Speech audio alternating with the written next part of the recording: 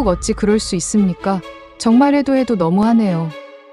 여러분, K방산의 시작이 뭔지 아십니까? 돈, 기술 아닙니다. 역설적이게도 처절한 위기였습니다. 무장공비가 쳐들어오고 미국은 더 이상 우릴 지켜주지 않겠다며 떠나버렸죠. 그때 우리는 뼈저리게 느꼈습니다. 믿을 건 우리뿐이다. 자주 국방. 그런데 이 한국이 갑자기 러시아의 돈을 빌려준답니다. 상식적으로 말이 됩니까? 체제가 무너져 내일 당장 망할지도 모르는 나라한테 돈을 빌려준다고요? 다들 미쳤다고 했죠. 그 돈 떼일 거 뻔하니까요. 하지만 한국은 나라 금고의 15% 무려 30억 달러를 턱하고 내놨습니다. 단순한 도박이었을까요? 아닙니다. 가슴속에 맺힌 지독한 한 때문이었습니다. 자주국방의 생명줄을 잡기 위한 그야말로 목숨을 건 마지막 배팅이었죠. 러시아가 가진 건 뭐였습니까? 세계 최강의 전차 기술이었습니다. T-80U, BMP-3, 이글라, 메티스-M. 서방이 목숨 걸고 알아내려던 그 기밀들을 한국은 빚대신 받아냈습니다. 당시 러시아 관계자들은 코웃음 쳤죠. 한국이 저걸 가져가서 뭘 하겠어? 창고에 처박아 두겠지. 그렇게 얕봤습니다. 그리고 30년 뒤는 어땠을까요? 네, 지금 러시아가 땅을 치며 후회하고 있습니다. 폴란드가 한국 전차를 1000대 사갔습니다. 노르웨이가, 호주가, 루마니아가 줄을 서서 한국 무기를 삽니다. 러시아를 막으려고요. 러시아 기술을 흡수한 한국 무기로 러시아를 막겠다고요. 이보다 통쾌한 역전이 어디 있겠습니까? 오늘은 러시아 출신 방산 분석가 알렉산더 코줄로프의 이야기를 들려드리겠습니다.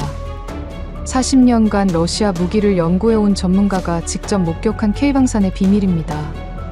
왜 러시아는 한국을 함부로 건드리지 못할까요? 30년 전 그 상자 안에는 대체 뭐가 들어 있었던 걸까요? 전 세계를 경악해 한 K방산의 역전 스토리, 지금 시작합니다. 안녕하세요. 저는 독일 베를린에서 방산 분석 일을 하고 있는 알렉산더 코줄로프입니다. 40년 넘게 기갑 전력과 미사일 체계를 분석해온 사람이죠. 원래는 모스크바에서 태어났고 소련 붕괴 후 독일로 건너왔습니다. 러시아 무기의 설계 사상을 알고 강점을 알고 약점도 압니다. 그래서 더 소름이 돋습니다. 그 모든 것이 한국 손에 들어갔거든요. 세계에서 가장 빠르게 전차를 팔아치우는 나라가 어딘지 아십니까? 독일도 아닙니다. 미국도 아니죠. 바로 한국입니다. 2022년 폴란드가 한국산 K2 전차를 1000대 가까이 사들였습니다. K9 자주포도 수백 문 계약했죠. 노르웨이가, 호주가, 루마니아까지 줄을 섰습니다. 한국 방산 역사상 최대 규모의 수출 행진이었습니다. 저는 그 뉴스를 처음 접했을 때 커피잔을 내려놓고 한참을 멍하니 앉아 있었습니다. 도저히 믿기지 않았거든요. 저는 K2의 재원을 찾아봤습니다. 자동 장전 장치와 복합 장갑 그리고 수중도와 능력까지 분명히 서방식 전차인데 어딘가 익숙한 요소들이 눈에 들어오더군요. 러시아 전차의 유전자가 보였습니다. 그 순간 가슴이 서늘해졌습니다. 1996년에 넘어간 그 장비들이 어떤 결과를 가져왔는지 비로소 깨달은 거죠. 30년 전 우리가 대수롭지 않게 넘긴 것들이 이렇게 돌아올 줄은 상상도 못했습니다. 왜 러시아는 한국을 건드리지 못할까요? 서방에는 으르렁댑니다. 핵을 들먹이고 제재에 맞서고 전쟁까지 벌이죠. 그런데 유독 한국에는 말을 아낍니다. 비호국으로 분류해놓고도 끝장을 보겠다는 소리는 못합니다. 우연이 아닙니다. 30년 전 러시아는 치명적인 실수를 저질렀습니다. 빚을 갚는다며 상자 하나를 열었거든요. 러시아는 빚을 갚으려다 미래를 팔아넘긴 겁니다. 그리고 그 대가를 지금 치르고 있죠. 1991년 12월 소련이 무너졌습니다. 저는 그때 모스크바 군사기술연구소에서 보조연구원으로 일하고 있었습니다. 이제 막 경력을 쌓기 시작한 나이였죠. 어느 날 아침 출근했더니 건물 앞에 사람들이 웅성거리고 있었습니다. 정문이 굳게 잠겨 있더군요. 경비원에게 무슨 일이냐고 물었더니 예산이 끊겼다는 대답만 돌아왔습니다. 언제 다시 열릴지 아무도 모른다고 했죠. 어제까지 멀쩡히 일했는데 갑자기 문이 닫혀버린 겁니다. 아무런 공식 발표도 설명도 없었습니다. 그게 끝이었습니다. 옆에 서 있던 선임 연구원 세르게이의 손이 떨리고 있었습니다. 담배를 꺼내 물면서 이제 어쩌냐고 중얼거렸죠. 다른 자리를 알아봐야 한다고 했더니 세르게이가 쓴웃음을 지었습니다. 지금 모스크바에서 연구원 뽑는 데가 어디 있느냐고 되물었습니다. 나라가 망하고 있는데 무슨 자리가 있겠느냐는 거였죠. 저는 대답하지 못했습니다. 세르게이의 말이 맞았거든요. 우리 둘 다 앞이 막막했습니다. 제국이 무너지는 건 이런 겁니다. 천천히 그러나 확실하게 모든 것이 멈춰버리는 거죠. 그 해 겨울 모스크바는 지옥이었습니다. 사람들은 빵 한 조각 사려고 새벽부터 줄을 섰습니다. 상점 앞에 늘어선 줄이 블록을 돌아갈 정도였죠. 영하 20도의 강추위 속에서 몇 시간씩 기다려야 했습니다. 월급을 석 달째 못 받은 군인들이 거리를 배회했습니다. 제복을 입고도 구걸하는 사람들이 있었습니다. 한때 세계를 두렵게 만들었던 붉은 군대의 장병들이 말입니다. 그 광경을 볼 때마다 가슴이 찢어지는 것 같았습니다. 어느 날 저는 예전 연구소 동료 드미트리를 우연히 만났습니다. 드미트리는 군수공장 쪽으로 자리를 옮겼다고 했죠. 허름한 식당에 앉아 보드카를 마시며 근황을 물었습니다. 공장은 돌아가고 있다고 했습니다. 기계는 멈추지 않았다고요. 하지만 드미트리의 표정은 어두웠습니다. 전차가 만들어지는데 사갈 사람이 없다는 거였죠. 주차장에 세워두고 녹쓰는 거 구경하는 게 일이라고 했습니다. 월급은 2달째 밀렸고 언제까지 버틸 수 있을지 모르겠다고 했죠. 드미트리는 잔을 비우며 조만간 자기도 저 거리로 나가게 될 거라고 중얼거렸습니다. 저는 아무 말도 할 수 없었습니다. 우리 모두의 미래가 그렇게 보였거든요. 저는 연구소가 문을 닫은 뒤에도 모스크바에 남아 있었습니다. 갈 곳이 없었거든요. 번역 아르바이트와 과외를 하며 닥치는 대로 일했습니다. 자존심 따위는 버린 지 오래였습니다. 살아남는 게 먼저였으니까요. 그렇게 4년을 버텼죠. 매일이 전쟁이었습니다. 내일 뭘 먹을지 다음 달 월세는 어떻게 낼지 끊임없이 걱정해야 했습니다. 그러다 1995년 기회가 찾아왔습니다.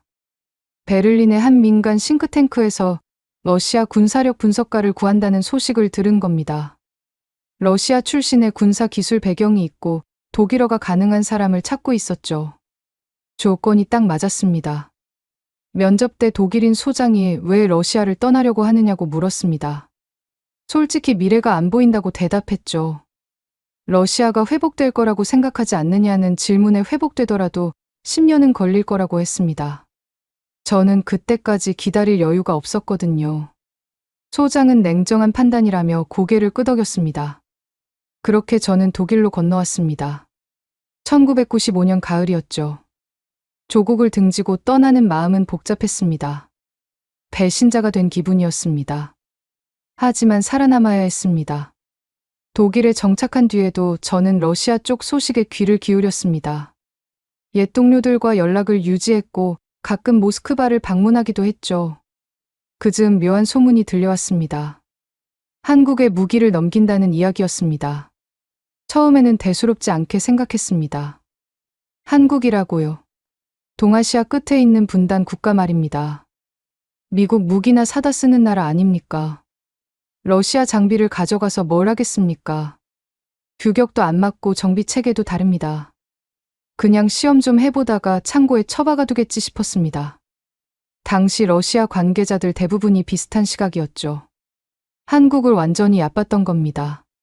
그 생각이 얼마나 틀렸는지 저는 훨씬 나중에야 알게 됩니다. 이 이야기의 배경부터 설명드려야겠습니다.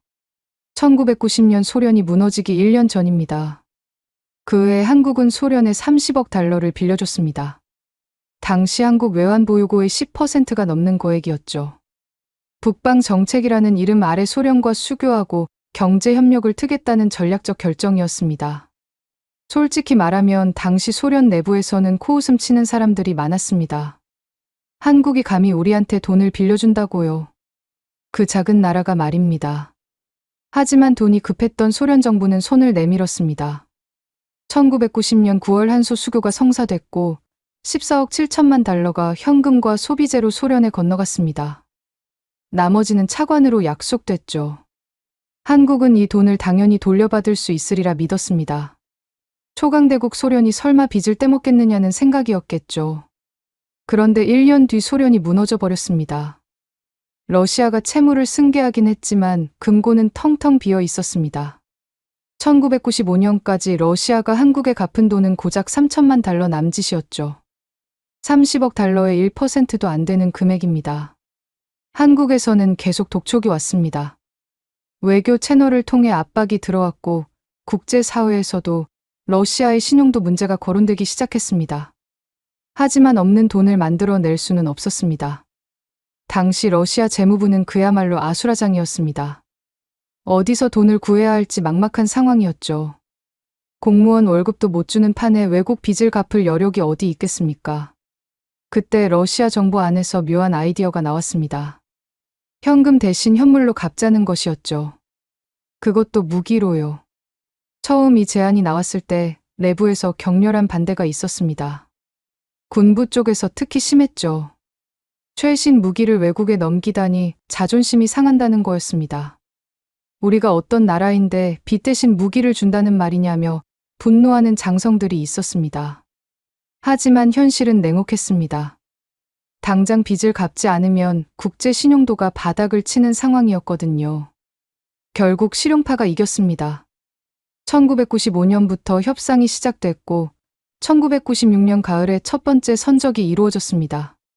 T-80U 전차와 BMP-3 보병 전투차 그리고 이글라 대공 미사일과 메티스-M 대전차 미사일까지 당시 러시아 지상군의 핵심 장비들이 한반도로 건너간 겁니다. 불곰 사업이라고 러시아에서는 그렇게 부릅니다. 곰은 러시아의 상징이니까요. 여기서 중요한 문제가 하나 있었습니다. 수출용으로 성능을 낮춰야 하느냐는 것이었죠. 원칙적으로 러시아는 무기를 수출할 때 핵심 기술을 빼고 보냅니다. 이른바 멍키 모델이라고 하죠. 껍데기만 주고 알맹이는 빼는 겁니다. 그런데 다운그레이드를 하려면 돈이 듭니다. 부품을 빼고 장비를 교체하고 다시 조립해야 하니까요.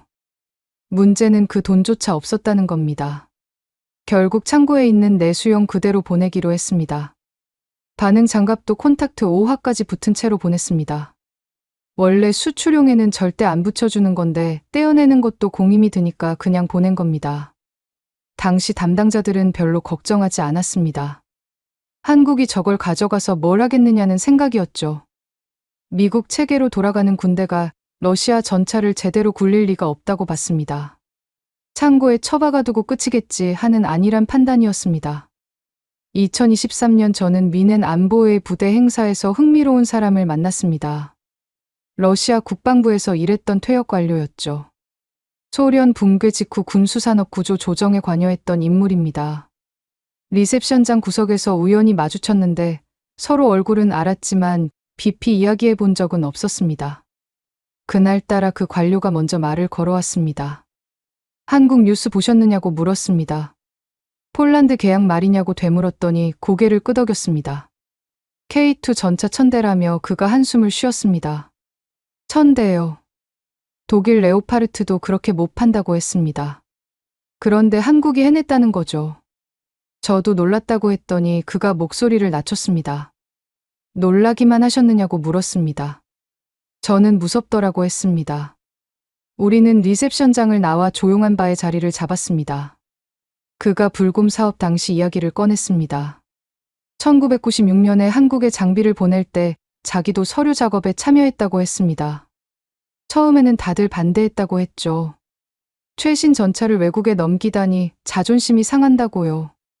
하지만 위에서 밀어붙였다고 합니다. 당장 빚을 갚아야 했거든요. 제가 수출용으로 성능을 낮추지 않았느냐고 물었더니 그가 씁쓸하게 웃었습니다. 그게 문제였다고 했습니다. 다운그레이드를 하려면 돈이 드는데 그 돈이 없었다는 거죠. 그는 내수용 원형 그대로 보냈다고 털어놨습니다. 반응 장갑도 콘탁트 5화까지 붙은 채로요. 원래 수출용에는 절대 안 붙여주는 건데 떼어내는 것도 공임이 드니까 그냥 보냈다고 했습니다. 저는 한숨을 내쉬었습니다. 이미 짐작하던 바였지만 당사자 입에서 직접 들으니 더 실감이 났거든요. 그때는 어떻게 생각했느냐고 물었더니 솔직히 대수롭지 않게 봤다고 했습니다. 한국이 저걸 가져가서 뭘 하겠느냐고 생각했다는 거죠.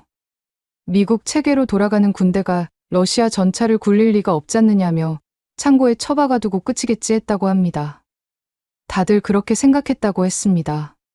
지금은 어떠냐고 물었더니 그가 한참 동안 말이 없었습니다.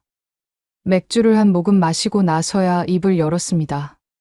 지금은 후회한다고 했습니다. 한국이 전차를 얼마나 팔아치우는지 보지 않았느냐고 되물었습니다. 폴란드가 노르웨이가 호주가 줄을 서서 한국 무기를 사간다고 했습니다. 그 기술이 어디서 왔겠느냐며 저를 똑바로 쳐다봤습니다. 우리가 빚 대신 넘긴 쇠덩이들에서 왔다고 했습니다. 우리가 스스로 목을 조를 밧줄을 건네준 거라고 했습니다. 1996년에는 그걸 몰랐지만 지금은 안다고 했습니다. 그의 목소리에는 깊은 후회가 묻어 있었습니다. 2023년 저는 불곰 사업에 대해 본격적으로 파고들기 시작했습니다. 그동안은 그저 흥미로운 역사적 사건 정도로만 생각했거든요. 러시아가 빚 대신 무기를 넘겼고 한국이 그걸 받았다 그 정도만 알고 있었지요.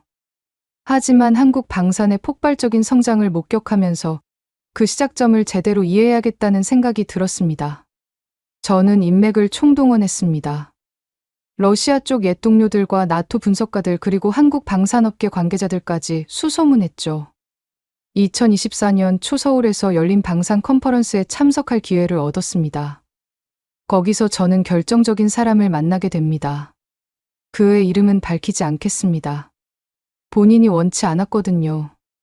1990년대 후반 국방과학연구소에서 일했던 사람입니다. 불곰 사업으로 들어온 장비들을 직접 시험하고 분석했던 연구원이었죠. 지금은 은퇴해서 후학을 가르치고 있었습니다. 컨퍼런스 만찬장에서 제가 먼저 말을 걸었습니다. 혹시 1990년대에 러시아 장비 분석 작업에 참여하셨느냐고 물었더니 그가 저를 위아래로 훑어봤습니다. 어디서 들으셨느냐고 되물었죠.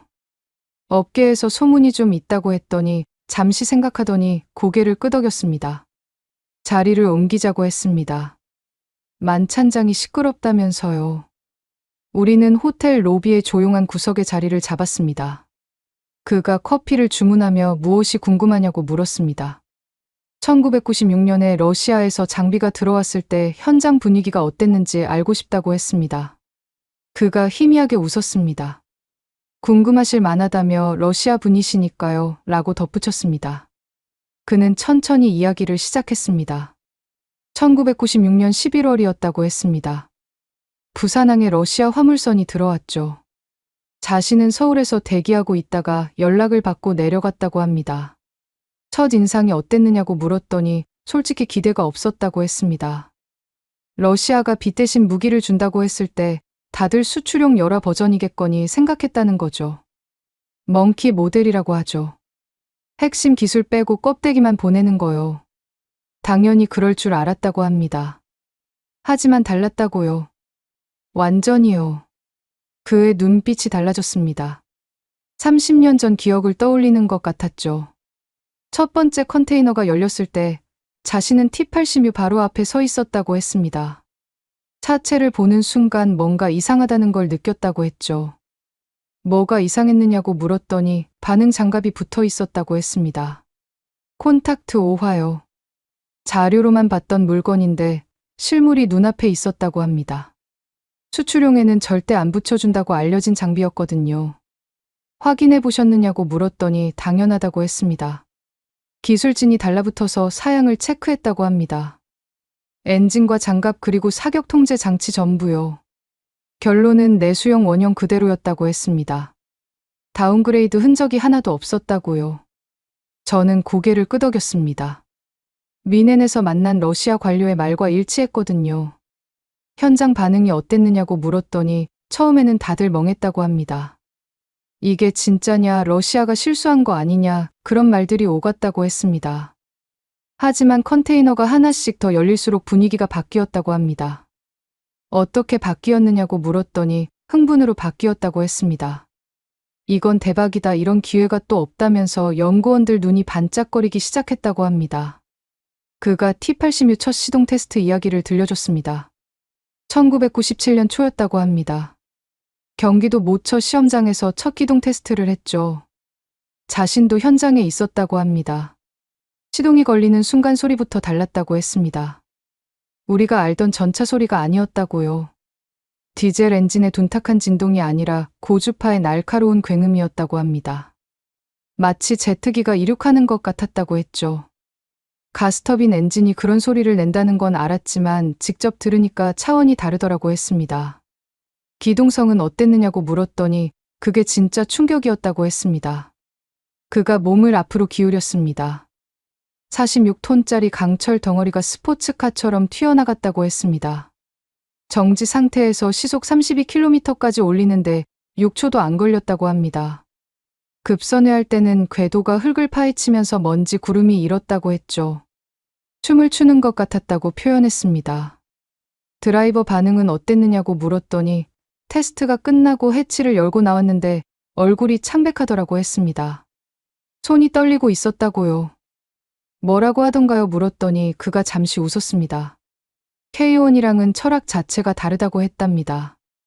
K1은 내가 전차를 조종하는 느낌인데 이건 전차가 나를 끌고 가려 한다고요. 야수 같다고 했답니다. 길들여지지 않은 야수라고요. 저는 그 말을 듣고 고개를 끄덕였습니다. 러시아 전차의 특성을 정확하게 짚은 표현이었거든요. 서방 전차가 정밀함과 승무원 편의를 중시한다면 러시아 전차는 원초적인 돌파력을 추구합니다. 거칠지만 강력한 그게 소련 시절부터 내려온 기갑 철학이죠. 서울 컨퍼런스에서 만난 연구원은 화려한 이야기를 들려줬습니다. 전차가 춤추듯 달리고 장갑차가 물 위를 떠다니고 미국이 정보를 요청해왔다는 이야기요. 하지만 저는 알고 있었습니다.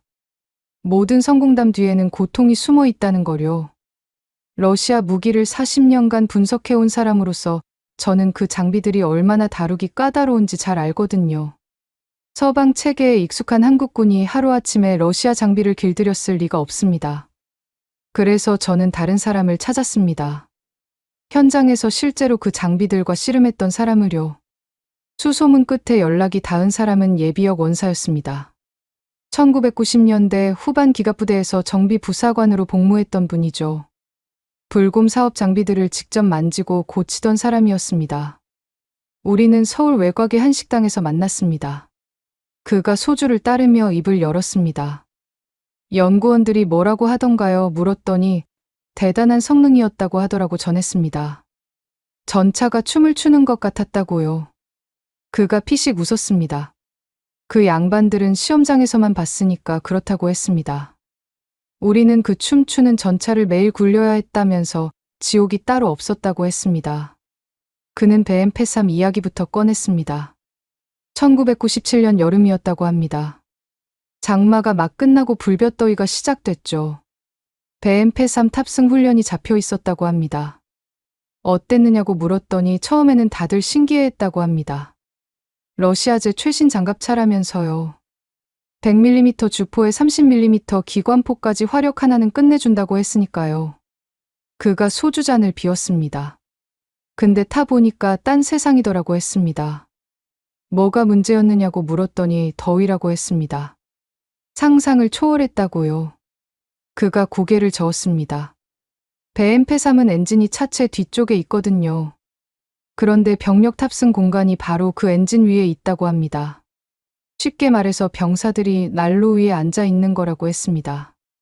러시아에서는 문제가 안 됐겠죠. 추우니까요. 시베리아에서는 오히려 난방 효과가 있었을 거라고 했습니다. 근데 한국 여름은 다르잖느냐고 했습니다. 그가 담배를 꺼내 물었습니다. 첫 훈련 때 출발하고 10분도 안 돼서 병사 하나가 쓰러졌다고 합니다. 쓰러졌다고요 물었더니 열사병이라고 했습니다. 차 내 온도가 50도 가까이 올라갔거든요. 거기다 엔진 진동에 기름 냄새 환기도 안 되고요. 병사가 토하면서 쓰러졌다고 합니다. 훈련 중단하고 의무대로 실어 날랐다고 했습니다. 저는 고개를 끄덕였습니다. 충분히 예상할 수 있는 문제였거든요. 그 뒤로 어떻게 했느냐고 물었더니 여름 훈련은 새벽이나 밤에만 했다고 합니다. 낮에는 못 한다고요. 타면 쓰러지니까요. 병사들 사이에서 별명이 붙었다고 합니다. 뭐라고요 물었더니 찜통이라고 했습니다. BMP3 대신 그냥 찜통이라고 불렀다고요. 문제는 더위만이 아니었습니다. 정비가 진짜 지옥이었다고 그가 말했습니다. 뭐가 그렇게 어려웠느냐고 물었더니 일단 부품 규격이 다 달랐다고 합니다. 볼트 하나, 게스킷 하나까지 전부 러시아 규격이었거든요. 한국 시장에서는 구할 수가 없었다고 합니다. 그럼 어떻게 했느냐고 물었더니 러시아에 주문해야 했다고 합니다.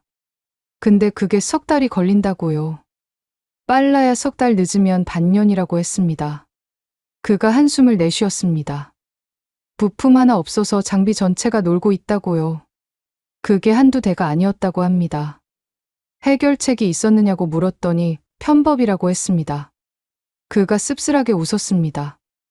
두 대 중 한 대를 부품 공여용으로 돌렸다고 합니다. 한 대를 뜯어서 다른 한 대를 살리는 거죠. 우리끼리 돌려막기라고 불렀다고 합니다. 그게 가능했느냐고 물었더니 선택의 여지가 없었다고 했습니다. 장비를 완전히 세워둘 수는 없잖느냐고요. 훈련은 해야 하니까요. 그가 담배 연기를 내뿜었습니다. 웃긴 건요, 그 돌려막기를 하면서 장비 구조를 다 외웠다고 합니다. 어떤 부품이 어디 들어가는지, 어떻게 떼고 어떻게 끼우는지 매뉴얼 볼 필요도 없이 손이 기억하게 됐다고요. 전화위복이었군요 했더니 그때는 몰랐다고 합니다. 그냥 죽을 맛이었다고요. 매뉴얼 이야기가 나왔으니 말인데 그게 또 다른 지옥이었다고 합니다. 러시아어 매뉴얼이 왔거든요. 수천 페이지짜리요. 번역은 됐느냐고 물었더니 됐다고 합니다. 근데 그게 문제였다고요. 그가 피식 웃었습니다. 번역을 누가 했는지 아느냐고 물었습니다. 러시아어 전공한 민간인들이요. 군사 용어를 모르는 사람들이었다고 합니다.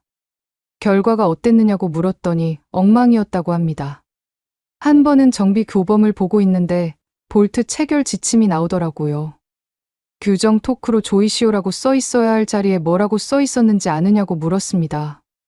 뭐라고요 물었더니 부드럽게 달래서 넣으시오라고 써 있었다고 합니다. 저는 웃음을 터뜨렸습니다. 러시아어 관용 표현을 그대로 직역한 거예요. 기술 문서인데 시 쓰듯이 번역해놨다고요. 그걸로 정비가 가능했느냐고 물었더니 불가능했다고 합니다. 그 번역 믿고 작업했다가 볼트가 헐거워져서 부품이 떨어져 나간 적도 있다고 합니다. 하마터면 큰일 날 뻔했다고요. 그 뒤로는 번역본을 안 믿었다고 합니다. 원문 매뉴얼이랑 같이 펴놓고 사전 뒤지고 러시아어 아는 사람 수소문해서 물어보고요. 한 줄 이해하는데 하루가 걸리기도 했다고 합니다. 서울에서 만난 정비 부사관의 이야기는 계속됐습니다. 러시아 교관단 이야기도 나왔습니다. 기술 전수를 위해 러시아에서 교관들이 왔거든요. 장비 운용법이랑 정비 기술을 가르쳐 주러요. 도움이 됐느냐고 물었더니 됐다고 합니다. 근데 소통이 문제였다고요. 그가 한숨을 쉬었습니다. 삼중 통역이라고 들어보셨느냐고 물었습니다. 삼중이요 했더니 러시아 교관이 러시아어로 말한다고 합니다. 그걸 러시아어 영어 통역이 영어로 바꾸죠. 그리고 영어 한국어 통역이 다시 한국어로 전달한다고요. 한 문장 전달하는데 3단계를 거치는 거예요. 시간이 많이 걸렸겠군요 했더니 시간도 문제지만 의미가 왜곡되는 게 더 심각했다고 합니다. 그가 당시를 떠올리듯 눈을 감았습니다. 한 번은 엔진 정비 교육 중이었다고 합니다. 러시아 교관이 뭔가를 길게 설명했다고요. 통역을 2번 거쳐서 나온 말이 뭔지 아느냐고 물었습니다. 뭔데요 했더니 이 부분을 조심해야 합니다. 그게 끝이라고요. 뭘 어떻게 조심하라는 건지 구체적인 내용이 다 날아갔다고 합니다. 다시 물어보면 또 3중 통역을 거쳐야 하고 그러다 보면 시간은 시간대로 가고요. 어떻게 해결했느냐고 물었더니 말을 포기했다고 합니다. 그가 담담하게 말했습니다. 통역이 안 되면 눈으로 배웠다고요. 러시아 교관 옆에 바짝 붙어서 손동작을 지켜봤다고 합니다. 저 사람이 뭘 하는지는 모르겠지만 손이 어디로 가는지는 보이니까 그거라도 따라하자 했다고요. 효과가 있었느냐고 물었더니 있었다고 합니다. 오히려 더 정확히 배운 것 같기도 하다고요. 말로 들으면 흘려듣기 쉬운데 눈으로 보면 놓칠 수가 없거든요. 온 신경을 집중해야 하니까요. 러시아 교관 중 한 명이 나중에 이런 말을 했다고 합니다. 한국 사람들은 이상하다고요. 설명을 못 알아듣는 것 같으면서 막상 해보면 정확하게 해낸다고요. 마치 눈으로 기술을 훔쳐가는 것 같다고 했답니다. 저는 그 말에 묘한 감정을 느꼈습니다. 불편한 상황을 오히려 학습의 기회로 바꿔버린 거였으니까요. 가장 인상 깊었던 순간을 물었을 때 그는 잠시 생각하다가 대답했습니다. 메티스M 첫 실사격이라고요. 대전차 미사일 말이냐고 물었더니 그렇다고 했습니다. 1998년쯤이었을 거라고요. 시험 사격이 있었는데 자기도 현장에 있었다고 합니다. 어땠느냐고 물었더니 처음에는 다들 긴장했다고 합니다. 러시아제 미사일을 직접 쏴보는 거니까요. 표적은 수백 미터 전방에 설치한 패전차였다고 합니다. 그가 눈을 반짝였습니다. 발사 버튼이 눌렸다고 합니다. 미사일이 포구를 떠났죠. 근데 그 다음 순간 이상한 일이 벌어졌다고요. 뭐가요? 물었더니 미사일이 표적을 향해 직진하지 않고 갑자기 위로 솟구쳤다고 합니다. 거의 수직으로 하늘을 향해 올라갔다고요. 고장난 거냐고 물었더니 다들 그렇게 생각했다고 합니다. 불량이다 오발이다 소리가 여기저기서 터져 나왔다고요. 자기도 저게 어디 떨어지나 걱정했다고 합니다. 그가 잠시 말을 멈췄습니다. 그런데 미사일이 최고점에 도달하더니 방향을 확 꺾었다고 합니다. 급강하기 시작했다고요. 그리고 정확하게 표적 전차의 상부를 때렸다고 합니다. 명중한 거냐고 물었더니 완벽하게요라고 했습니다. 패전차가 불길에 휩싸였다고요. 그가 고개를 저었습니다. 현장이 조용해졌다고 합니다. 아무도 말을 못했다고요. 방금 뭘 본 거지 그런 표정들이었다고 합니다. 그게 뭐였느냐고 물었더니 탑 어택이라고 했습니다. 전차의 상부 장갑은 측면이나 전면보다 얇다고 합니다. 그래서 정면으로 들이받는 대신 위로 올라갔다가 내리꽂는 거라고요. 반응 장갑이 있어도 위에서 떨어지면 맞기 어렵거든요. 그날 이후로 대전차 전술에 대한 생각이 바뀌었다고 합니다. 정면 대결만이 답이 아니구나, 약한 곳을 찾아서 파고들 수도 있구나 하고요. 그가 덧붙였습니다. 그 개념이 나중에 현군 개발에 들어갔다고 들었다고요. 우리도 탑 어택이 되는 미사일을 만든 거죠. 저는 그의 이야기를 들으면서 많은 생각이 들었습니다. 찜통 같은 장갑차와 엉망인 번역 그리고 삼중 통역의 답답함과 부품 부족의 절망까지요. 겉으로 보기에는 그냥 고생담입니다. 하지만 그 고생 속에서 한국은 무언가를 얻어가고 있었습니다. 돌려막기를 하면서 장비 구조를 손으로 외웠고 번역이 안 되니까 원문을 직접 파고들었고 통역이 안 되니까 눈으로 기술을 훔쳤습니다. 불편함이 오히려 더 깊은 학습으로 이어진 거죠. 2024년 가을 아부다비 방산 박람회에서 저는 결정적인 사람을 만나게 됩니다. 한국의 방산 업체에서 일하는 엔지니어였습니다. K2 전차 개발에 참여했던 사람이었죠. 박람회장 한국관에서 우연히 대화를 나누게 됐습니다. 독일에서 오셨다고요? 무슨 일을 하시느냐고 그가 물었습니다. 방산 분석이라고 했죠. 주로 러시아 장비를 다룬다고요. 그러시군요 하며 그의 눈빛이 달라졌습니다. 그럼 불곰 사업에 대해서도 아시겠네요 했습니다. 안다고 했죠. 요즘 그 주제로 조사를 하고 있다고요. 흥미롭다며 러시아분이 불곰 사업을 조사한다니요 하고 웃었습니다. 커피 한잔 하실래요? 시간이 좀 있다고 했습니다. 우리는 박람회장 구석의 카페에 자리를 잡았습니다. K2 전차 개발에 불곰 사업 장비들이 영향을 줬느냐고 단도직입적으로 물었습니다. 그가 커피를 한 모금 마시고 대답했습니다. 영양 정도가 아니라고요. 뿌리라고 했습니다. 그는 1990년대 후반 국방과학연구소에서 있었던 일을 들려줬습니다. 불곰 사업으로 장비가 들어온 뒤 본격적인 역설계가 시작됐다고 합니다. 자신이 연구소에 들어간 건 2000년대 초반이었는데 그때도 그 작업이 한창이었다고요. 역설계라면 분해해서 구조를 파악하는 거죠. 물었더니 그렇다고 했습니다. 근데 우리가 한 건 단순한 분해가 아니었다고요. 그가 목소리를 낮췄습니다. 볼트 하나까지 전부 분석했다고 합니다. 이 볼트가 왜 이 자리에 있는지, 왜 이 재질인지, 왜 이 규격인지 모든 선택에는 이유가 있다는 전제로 접근했다고요. 시간이 많이 걸렸겠군요 했더니 몇 년이 걸렸다고 합니다. T-80U 한 대를 완전히 이해하는데 말입니다. 하지만 그만한 가치가 있었다고요. 어떤 가치냐고 물었더니 잠시 생각하더니 대답했습니다. 설계 철학을 배웠다고요. 러시아 사람들이 왜 이런 선택을 했는지 이해하게 된 거라고 했습니다. 그가 구체적인 예를 들어줬습니다. T-80U의 자동 장전 장치를 분석할 때였다고 합니다. 처음에는 다들 의아해했다고요. 뭐가요? 물었더니 전자 제어가 거의 없었다고 합니다. 서방 기준으로 보면 구식이었죠. 캠이랑 기어 스프링으로 작동하는 순수 기계식이었다고요. 그게 문제였느냐고 물었더니 처음에는 그렇게 생각했다고 합니다. 왜 이렇게 원시적으로 만들었을까? 전자 제어를 넣으면 훨씬 정밀해질 텐데 했다고요. 그가 고개를 저었습니다. 근데 깊이 파고들수록 이유가 보이더라고요. 어떤 이유냐고 물었더니 생존성이라고 했습니다. 전자 장비는 충격에 취약하다고요. 피격당하거나 험한 지형을 달리면 고장나기 쉽죠. 근데 기계식은 다르다고 합니다. 전기가 나가도 회로가 타도 기어랑 스프링은 돌아간다고요. 러시아 설계자들은 최악의 상황을 가정한 거라고 했습니다. 전장에서는 뭐든 고장날 수 있다 그러니까 가장 단순하고 튼튼한 방식을 선택하자. 그게 러시아 기갑 철학의 핵심이었다고요. 저는 고개를 끄덕였습니다. 제가 아는 러시아 설계 사상과 일치하는 분석이었거든요.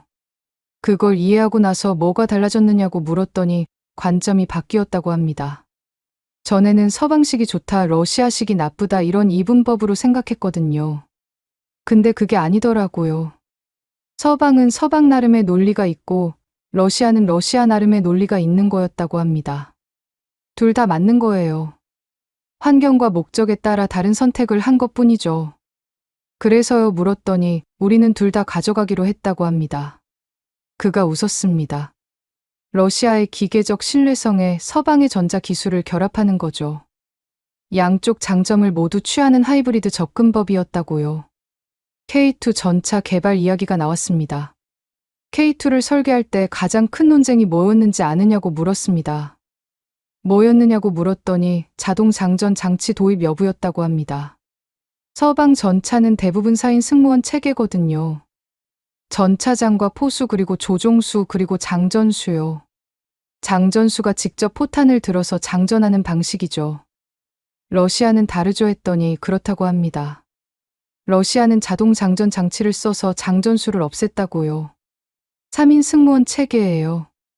인원이 줄어드니까 차체를 더 작게 만들 수 있고 피탄 면적도 줄어들죠. 하지만 단점도 있지 않느냐고 물었더니 그게 논쟁 포인트였다고 합니다. 러시아식 자동 장전 장치는 탄약을 승무원 바로 옆에 배치한다고요. 공간 효율을 위해서죠.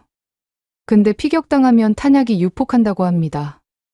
우크라이나 전쟁에서 러시아 전차 포탑이 날아가는 영상 보셨죠? 그게 이 때문이라고요. 그래서 어떻게 결정했느냐고 물었더니 장점은 취하고 단점은 우리 방식으로 보완하기로 했다고 합니다. K2에는 자동 장전 장치가 들어간다고 합니다. 하지만 탄약 배치를 완전히 새로 설계했다고요. 포탑 후방에 분리된 탄약고를 만들고 장갑으로 격리했다고 합니다. 피격당해도 유폭이 승무원실로 전이되지 않는 구조죠. 러시아의 개념에 서방의 안전 설계를 더한 거군요 했더니 정확하다고 했습니다. T-80U를 분석하지 않았으면 나올 수 없는 설계였다고요. 러시아가 왜 자동 장전을 선택했는지 그 장점이 뭔지 이해했기 때문에 가능했던 거라고 합니다. 2022년 2월 24일 러시아가 우크라이나를 침공했습니다. 저는 그날 아침 베를린 사무실에서 뉴스를 보고 있었습니다.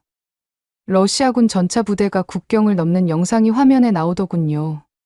수백 대의 기갑 차량이 줄지어 이동하는 장면이었습니다. 동료 분석가가 제 옆으로 다가왔습니다. 이거 봤느냐고 물었습니다. 보고 있다고 했죠. 어떻게 될 것 같으냐고 우크라이나가 버틸 수 있을까 물었습니다. 저는 잠시 생각했습니다. 러시아군의 규모와 장비 수준 그리고 우크라이나의 방어 태세까지 냉정하게 계산하면 답은 하나였죠. 솔직히 며칠이면 끝날 거라고 했습니다. 키이우까지 밀어붙이면 우크라이나가 막을 수 없다고요. 그게 제 예상이었습니다. 대부분의 서방 전문가들도 비슷하게 봤죠. 하지만 현실은 완전히 달랐습니다. 전쟁이 장기화되면서 충격적인 장면들이 쏟아져 나왔습니다. 러시아 전차가 불타고 있었습니다. 진흙탕에 빠져서 꼼짝 못하는 전차 드론 공격에 포탑이 날아가는 전차, 대전차 미사일에 관통당하는 전차요. 한때 세계를 두렵게 만들었던 러시아 기갑의 위용은 온데간데 없었습니다. 저는 그 영상들을 보면서 복잡한 감정에 빠졌습니다. T-72와 T-80 그리고 T-90까지요. 제가 젊은 시절 연구했던 바로 그 계보의 전차들이 고철 덩어리로 변해가고 있었거든요. 설계 사상을 알고 강점을 알고 약점도 아는 장비들이었습니다. 문제가 뭐였을까요? 여러 요인이 있었습니다. 전술적 실패와 보급선 붕괴 그리고 지휘 체계 혼란까지요. 하지만 더 근본적인 문제가 있었습니다. 러시아 전차의 설계 철학 자체가 현대전에서 약점으로 드러난 거죠. 자동 장전 장치 때문에 탄약이 승무원 바로 옆에 배치되어 있었습니다. 측면이나 상부가 관통당하면 탄약이 한꺼번에 유폭했죠. 포탑이 수십 미터 공중으로 날아가는 장면이 계속 나왔습니다. 반응 장갑도 현대 대전차 미사일 앞에서는 무력했습니다. 1990년대에는 최신 기술이었지만 30년이 지난 지금은 이야기가 달랐죠. 우크라이나 전쟁은 러시아 무기의 신화를 무너뜨렸습니다. 수십 년간 쌓아온 명성이 몇 달 만에 무너져 내렸죠. 그런데 흥미로운 일이 벌어지기 시작했습니다. 전쟁이 시작된 지 몇 달 뒤 폴란드가 대규모 무기 도입 계획을 발표했습니다. 저는 그 소식을 듣고 당연히 독일이나 미국 장비를 살 거라고 생각했죠. 그런데 아니었습니다. 한국이었습니다.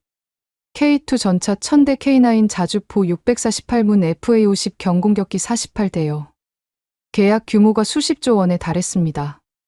저는 처음에 뉴스를 잘못 본 줄 알았습니다. 한국이라고요? 한국에서 전차를 1000대나 산다고요? 동료에게 확인했더니 사실이었습니다. 믿기 어렵지 나도 놀랐다고 했습니다. 독일 레오파르트도 아니고 미국 에이브럼스도 아니고 한국산이라고요. 왜 한국이지? 폴란드가 한국 무기를 써본 적이 있느냐고 물었더니 K9 자주포를 이미 운용 중이라고 했습니다. 2014년에 도입했다고요. 현장 평가가 좋았나 보다고 했습니다. 2023년 초 저는 바르샤바에서 열린 동유럽 안보 포럼에 참석했습니다. 폴란드 국방 관계자들을 만날 기회가 있었죠. 리셉션장에서 폴란드 국방부 소속 대령과 대화를 나누게 됐습니다. 한국을 선택한 이유가 뭐냐고 물었습니다. 간단하다고 했습니다. 시간이라고요. 우크라이나 상황 보지 않았느냐고 물었습니다. 러시아가 바로 옆에 있다고요. 내일이라도 국경을 넘을 수 있다고 했습니다. 우리에게는 당장 전차가 필요했다고요. 5년 뒤가 아니라 지금이라고 했습니다. 독일 레오파르트는 어떠냐고 물었더니 고개를 저었습니다. 독일에 문의했다고요. 생산 라인이 포화 상태랍니다. 의미 있는 수량을 받으려면 최소 5년은 기다려야 한다더군요. 미국은 어떠냐고 물었더니 미국도 비슷하다고 했습니다. 자국 물량 채우기도 바쁘고 정치적 절차도 복잡하고 2년 안에 대량으로 받기는 어렵다고요. 그가 어깨를 으쓱했습니다. 그런데 한국은 달랐다고요. 계약하면 1년 안에 첫 물량이 들어온다고 하더랍니다. 생산 라인을 바로 풀가동할 수 있다고요. 그게 가능하냐고 물었더니 실제로 가능했다고 합니다. 2022년에 계약했는데 2023년에 이미 전차가 들어오기 시작했다고요. 독일이었으면 아직 협상 중이었을 거라고 했습니다. 2025년 여름 저는 흥미로운 현상을 목격했습니다. 세계 각국의 방산 컨퍼런스에 참석할 때마다 한국 이야기가 나왔거든요. 유럽에서도 중동에서도 아시아에서도요. 주제가 뭐든 간에 어느 순간 한국이 언급됐습니다. 그런데 더 흥미로운 건 따로 있었습니다. 한국은 말을 아끼고 있었습니다. 우크라이나 전쟁에 대해서도 러시아와의 관계에 대해서도 중국 문제에 대해서도 공식적인 입장 외에는 별다른 언급이 없었죠. 그런데도 모든 강대국들이 한국을 계산에 넣고 있었습니다. 움직이지 않는데 판을 흔드는 나라, 침묵하는데 모두가 신경 쓰는 나라. 저는 그 역설이 궁금해졌습니다. 워싱턴에서 열린 국제전략연구소 세미나에 참석했습니다. 인도 태평양 안보를 주제로 한 패널 토론이었죠. 토론이 끝난 뒤 국무부 출신의 전직 관료와 이야기를 나눌 기회가 있었습니다. 요즘 워싱턴에서 한국을 어떻게 보고 있느냐고 물었습니다. 복잡하게 보고 있다고 대답했습니다.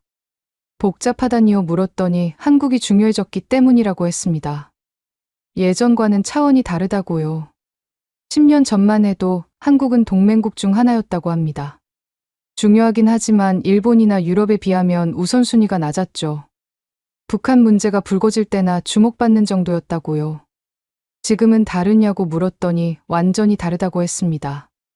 한국이 방산 강국이 되면서 계산이 달라졌다고요. 그가 목소리를 낮췄습니다.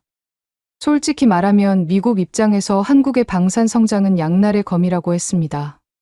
어떤 의미에서냐고 물었더니 한편으로는 좋다고요. 동맹국이 강해지는 거니까요. 러시아나 중국을 견제하는 데 도움이 된다고 합니다. 폴란드 같은 나라들이 한국 무기를 사면 미국이 직접 공급하지 않아도 나토 전력이 강화되는 거잖느냐고요. 다른 한편으로는요 물었더니 경쟁자가 생긴 거라고 했습니다. 미국 방산업체들 입장에서는 시장을 뺏기는 거거든요.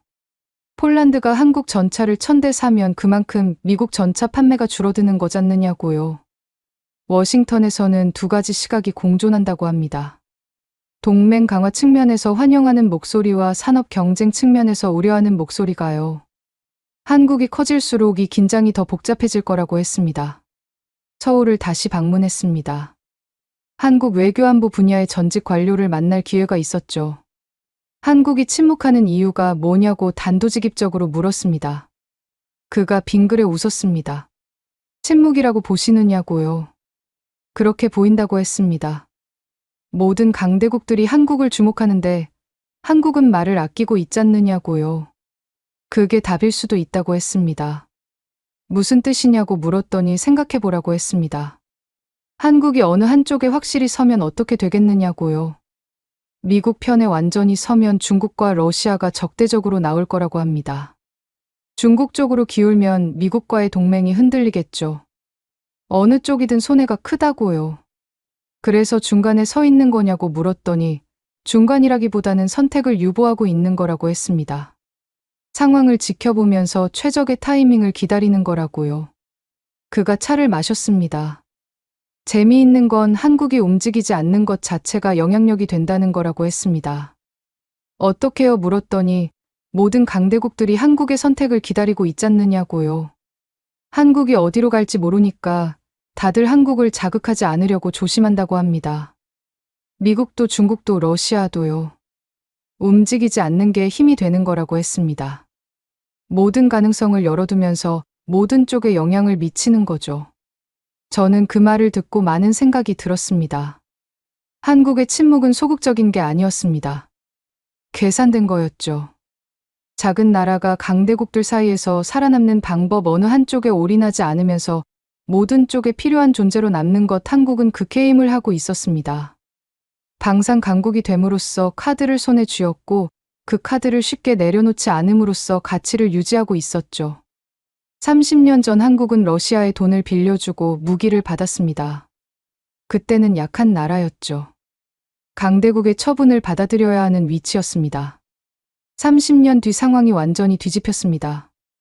이제는 강대국들이 한국을 의식합니다. 미국도 중국도 러시아도 유럽도 모두가 한국의 선택을 주목하고 있죠. 한국은 그 주목 속에서 침묵을 유지하고 있습니다. 움직이지 않으면서 영향력을 행사하고 있죠. 이건 약자의 침묵이 아닙니다. 강자의 침묵이에요. 카드를 손에 쥔 자가 기다리는 겁니다. 최적의 순간에 최적의 선택을 하기 위해서요. 불곰 사업으로 시작된 여정이 여기까지 왔습니다. 빚쟁이 나라에서 강대국들이 눈치 보는 나라로요. 역사의 수레바퀴는 정말 묘하게 돌아갑니다. 저는 러시아 출신이지만 한국에 박수를 보냅니다. 주어진 것을 최대한 활용하는 나라, 고통을 회피하지 않고 정면으로 부딪히는 나라, 배움을 멈추지 않는 나라요. 그런 나라는 이깁니다. 역사가 그걸 증명해 왔죠. 불곰은 끝났습니다. 이제 한국의 시간입니다.